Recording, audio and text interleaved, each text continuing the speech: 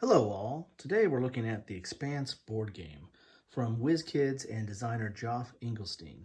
This is based on the series, which was again based on a series of books from James S. Corey.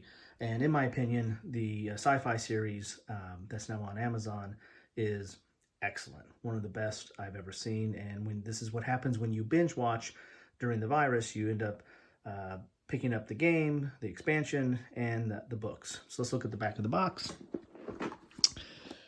The Expanse is a game of politics, conquest, and intrigue as players spread their influence throughout the solar system. So this is basically going to be follow the TV series with the UN forces which control Earth and the Moon, the Mars forces that control their own entity, and the OPA, which is basically a kind of a rebel force that is organizing the Belters, which supply resources to both the UN and Mars. What you get in the box is one game board, one Rocinante mat, one Rocinante token, 70 cards, 76 influence cubes, 18 fleet tokens, 4 faction mats, 4 battleship tokens, 2 scrap ship tokens, 2 proto-molecule tokens, 6 bonus sector scoring tokens, 4 initiative tokens, and 1 rule book. Let's take a look inside the box. You get the rule book, which is glossy, full color, with a black background and white print, which is typical in some space games, but sometimes makes it a little bit harder to read. It is 15 pages with a turn summary and event terminology on the back, kind of a little cheat sheet. I always like it when they put them on the back. Makes it easier to use. You have an Expanse quick start rules, 2 pages, front and back, pretty small type there. You get the faction cards. This is the Mars, and it has, each of these have like their own setup and special abilities.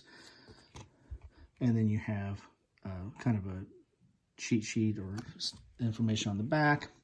You have the OPA, you have the United Nations, you have the Protogen, which is kind of odd. I mean, really, this is, in the series, there's 3 major factions. This is kind of a, not really a third faction, but they needed to have 4, I guess, so they kind of put this in and trying to make this work. Then you have the Rocinante, and this is kind of an interesting feature. This is the focus of the series. You follow this crew, and they get into all their different adventures and misadventures. But in this game, this goes to the people that are losing, or the person that's lowest in victory points at that time. So it's kind of somewhat of a catch-up mechanic that you get the Rocinante and get some of its special abilities. You get a token sheet, which is the fleets and such. You get a mounted map board, which covers the 3 areas: the inner planets, the belt, and then the outer planets. And there's actually a separation of the outer planets for movement. This is mainly an area control game. The mechanisms are very good, very easy game to pick up. It has cards that are somewhat similar to Twilight Struggle. You know, you have your, or to the coin series, where you have like action points, and then certain people get a chance to use these events, but it depends on where they are on the victory point scale or placement scale at that time, who gets the first shot at who gets to use this event, and then some other technology cards that go with this. And then your cubes. This is basically, again, an area control with a cube placement.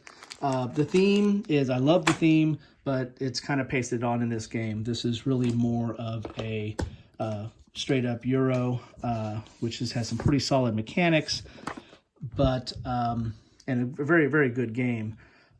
Bought it for the theme, play it for the gameplay. Hope this is helpful. Hope you enjoy. Thanks.